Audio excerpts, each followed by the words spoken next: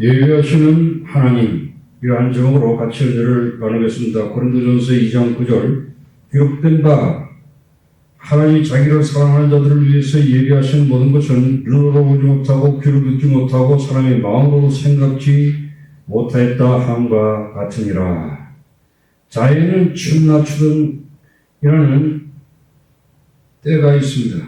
봄이 오면 뒤따라서 여름이 오고, 여름인가 싶으면 신선한 바람이 부는 가을이 오고, 또 가을이 지나면 눈부러치는 겨울이 다가옵니다. 이와 같이 하나님께서는 때를 따라 만물을 아름답게 지으신 것입니다. 자연뿐만 아니라 우리 인간에도 때가 있습니다.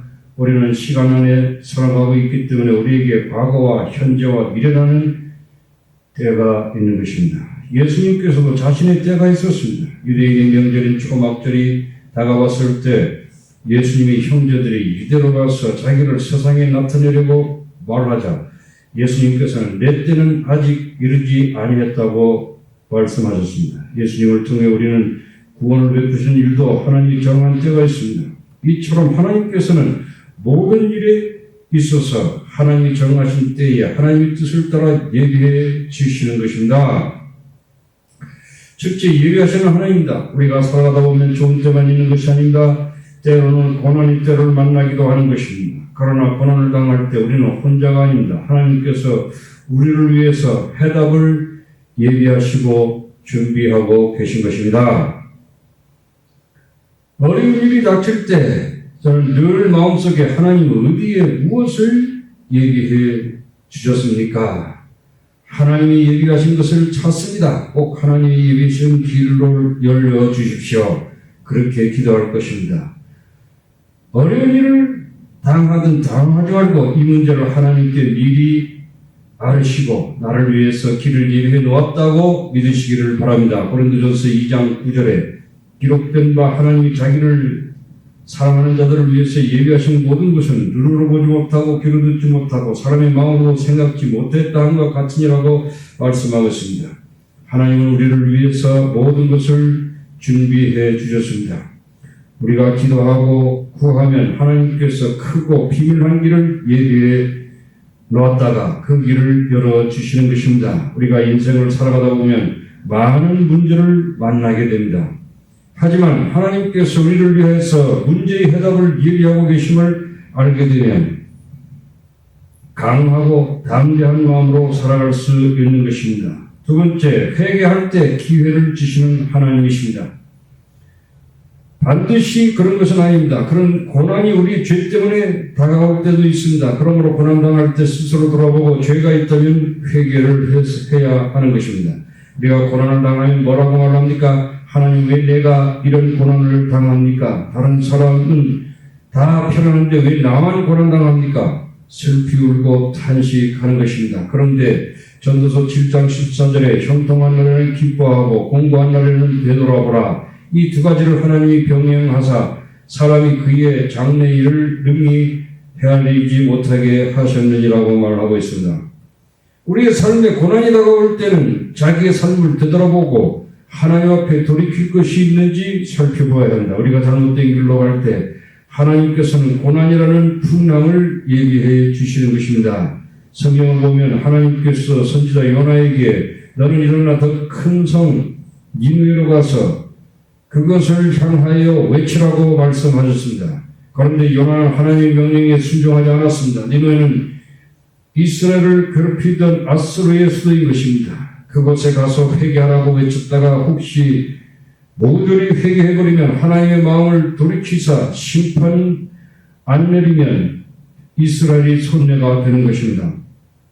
그래서 요나는 하나님의 말씀을 거역하고 배를 타고 다른 곳으로 도망을 쳤습니다. 그러자 하나님께서 요나가 탄 배에 거대한 풍랑을 보내셨습니다. 여러분, 하나님께서는 평안만 예비하시는 것이 아닙니다. 풍파도 예비하시는 것입니다. 우리가 하나님의 말씀을 떠나 다른 길로 갈 때에 하나님께서 그 길을 막기 위해서 풍랑을 예비하시는 것입니다. 그러므로 우리 삶 속에 풍랑이 다가오면 우리는 가슴 속에 손을 얹고 깊이 생각해야 되는 것입니다. 요나가 탄 배의 폭풍이 몰아치자 선원들은 누구 때문에 폭풍이 왔는지 알아보기 위해서 제비를 뽑았습니다. 그러자 요나가 딱 꼽혔습니다. 그래서 요나는 사람들에게 의해 바다에 던져지고 말았습니다. 그런데 물속에 던졌다고 해서 인생이 끝난 것은 아닙니다. 요나가 물속에 떨어지자 마침 그때 배가 고파서 뭘 먹을까 하고 바다를 헤엄치던 큰 물고기 한 마리가 이게 웬 떡이냐 하고 배에 떨어진 것을 씹지도 않고 그대로 삼켜버렸습니다. 요나는 물고기 뱃속에 들어갔습니다. 우리 인생도 물속에 던졌다고 해서 인생이 끝나는 것이 아닙니다. 그러므로 낙심하거나 절망하지 마십시오. 우리가 하나님을 반역함으로 시험과 환난을 당할 때 하나님께서는 우리를 위해 물고기 뱃속에 들어가도록 준비하시는 것입니다. 우리가 물고기 뱃속에 들어가는 것은 하나님께서 우리에게 회개할 기회를 주시는 것입니다. 그러므로 물고기 뱃속에 들어갔을 때에는 스스로 돌아보고 회개하며 하나님이 피할 길을 준비해 주시는 것입니다. 그런데 요나를 삼킨 고래가 첫째 날이 돼도 소화가 안 되고 둘째 날이 돼도 소화가 안 되고 셋째 날이 돼도 소화가 안 됩니다. 점심거리로 뭐 하나 먹었더니 이것이 며칠이 지나도 소화가 안 되고 괴로우니까 물고기가 몸부림을 쳤습니다. 그러니까 요나도 물고기 뱃속에서 얼마나 고통스러운지 말로 다 할 수 없었습니다. 그래서 그때부터 요나가 회개를 합니다. 죄를 청배 자복하면서 막 물고기 배를 두드리고 가르치니까 물고기 살려달라.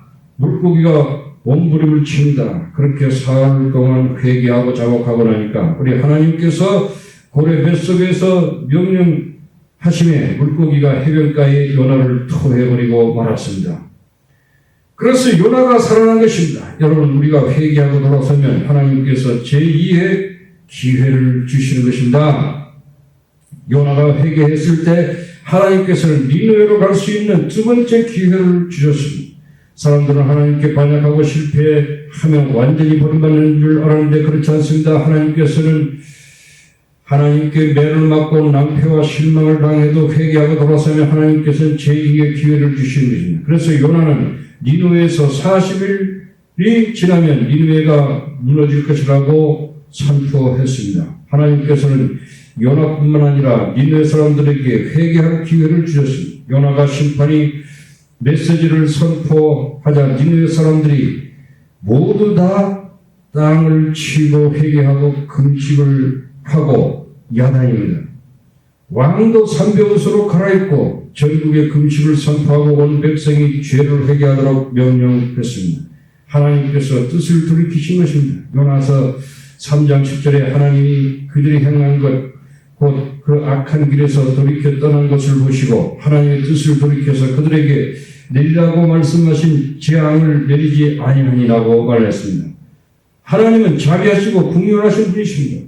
이사야 1장 18절에 여호와께서 말씀하시되 오라 우리가 서로 변론하자. 너희 죄가 주음과 뜰지라도 능과 같이 희어질 것이요 진홍같이 붉을지라도 양털같이 희게 되리라. 하나님이 아무리 우리에게 심판하기로 작정하실지라도 우리가 진실로 회개하고 돌아서면 하나님은 그 심판의 손길을 돌이키시는 것입니다. 이렇기 때문에 하나님께서 우리가 인생을 살면서 회개하고 자복하는 것이 중요한 것입니다. 세 번째로 모든 것을 하나님께 맡기라입니다. 그 다음 일어난 사건을 보면 하나님께서 사소한 일까지 준비하시는 분이라는 것을 알 수 있습니다. 요나가 초막을 짓고 앉아서 성이 무너질 때를 기다리고 있을 때 하나님께서는 박넝쿨을 준비하셨습니다. 한밤중에 박넝쿨 하나가 쑥쑥 자라더니만은 새벽이 되니 박넝쿨이 요나의 초막을 덮었습니다. 요나가 아침에 일어나 보니까 너무너무 기분이 좋았습니다. 성경에 하나님 여호와께서 박넝쿨을 예비해서 요나를 가리게 하셨으니 이는 그의 머리를 위하여 그늘이 지게 하며 그의 괴로움을 면하게 하려 하심이었더라. 요나가 박넝쿨로 말미암아 크게 기뻐했더라고 요나서 4장 6절에 말씀하고 있습니다. 하나님은 하늘과 땅을 지으시고 해와 달과 별을 지으시는 일반 일만 하실 뿐만 아니라 하나님께서는 요나를 위해서 박넝쿨까지도 예비하신 분이십니다. 사람들은 하나님이 예비하신다고 하니까 하나님께서 하늘과 땅만 예비하시고 바다와 그 가운데 큼직한 것 예비하사 우리의 생활 가운데 지극히 사소한 것은 준비하지 않으신다고 생각합니다. 게다가 박넝쿨이 하룻밤 사이에 무성하게 자랐습니다. 하나님이 우리를 도와주시면 오랜 세월이 걸리지 않는 것입니다. 순식간에 우리 영혼이 잘됨같이 범사에 잘되게 하여 주시는 것입니다. 인간의 힘으로 하려니까 시간이 걸리고 몸부림치고 괴롭지, 하나님이 함께 하시면 일이 순식간에 이루어지는 게 되는 것입니다. 요나가 하나님이 만들어주신 박넝쿨을 밑에서 그 참 시원하다, 이제 니느웨 성이 무너질 날을 기다리자 그러고 있는데 그만 벌레 한 마리를 기어오더니만 박넝쿨의 줄기를 싹둑싹둑 잘라버렸습니다. 그러니까 얼마 안 가서 박넝쿨이 쪼글쪼글하게 말라버리고 말았습니다. 놀랍게도 그 적은 벌레 한 마리도 하나님께서 준비하셨던 것입니다. 성경에 보니까 하나님 벌레를 예비하사 그 이튿날 새벽에 그 박넝쿨을 갉아먹게 하시며 시드니라. 요나서 4장 7절에 말하고 있습니다. 하나님께서 그 나무에 기어다니는 조그만 벌레 한 마리도 하나님께서 준비하셨습니다. 그러므로 하나님께서 엄청난 풍랑과 엄청나게 큰 물고기를 준비하실 뿐만 아니라 박넝쿨과 벌레처럼 작고 사소한 것까지 준비해 주시는 것입니다. 하나님께서 작은 벌레까지 준비하셔서 벌레야 기어라, 박넝쿨을 향해라, 그리고 벌레를 이끌어서 박넝쿨을 싹둑싹둑 잘라먹게 하신 것입니다. 성경에는 하나님께서 허락하지 아니하시면 참새 한 마리도 땅에 떨어지지 않는다고 말씀하고 있습니다. 예수님께서 말씀하신 참새 5마리가 두 아스레온에 팔리는 것이 아니라 그러나 하나님 앞에는 그 하나도 잊어버리는 바 되지 아니하니 너희들은 심지어 머리털까지 다 세신 바 되었나니 두려워하지 말라. 너희는 많은 참새보다 귀하니라. 누가복음 12장 6절에 말씀하고 있습니다. 이 말씀은 하나님이 얼마나 우리의 관심이 많은가를 보여주고 있습니다. 여러분, 아침에 세수하고 머리를 빗을 때마다 머리카락이 빠집니다. 그것도 하나님 계산에 다 넣어서 생각한다고 하시는 것입니다.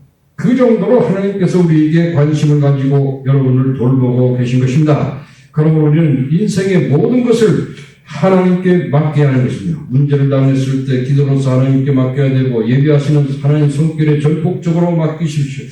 그러면 살든지 죽든지 흥하든지 망하든지 성하든지 쇠하든지 우리는 걱정할 것이 없습니다. 왜냐하면 하나님께서는 우리에게 가장 좋은 것을 예비해 주시기 때문인 것입니다. 주님께서 뭐라고 말씀하시고 있습니까? 너희가 악한 자라도 좋은 것으로 자식에게 줄 줄 알거든 하늘에 계신 너희 아버지께서 구하는 자에게 좋은 것으로 주지 않겠냐고 마태복음 7장 11절에 말씀하고 있습니다. 요나가 잘못되게 갈 때 하나님께 폭풍우를 예비해 놓으셨지만 그것조차도 요나에게 이익을 주고 니느웨를 살리기 위한 것이 아니겠습니까? 이러한 것을 할 때 우리가 하나님께서 전폭적으로 내어맡길 수 있는 것입니다. 인생의 크고 작은 문제를 만날 때마다 하나님께 맡기고 기도하십시오. 그러면 하나님께서 여러분들을 위해서 방법을 예비해 놓으시는 것입니다. 아멘.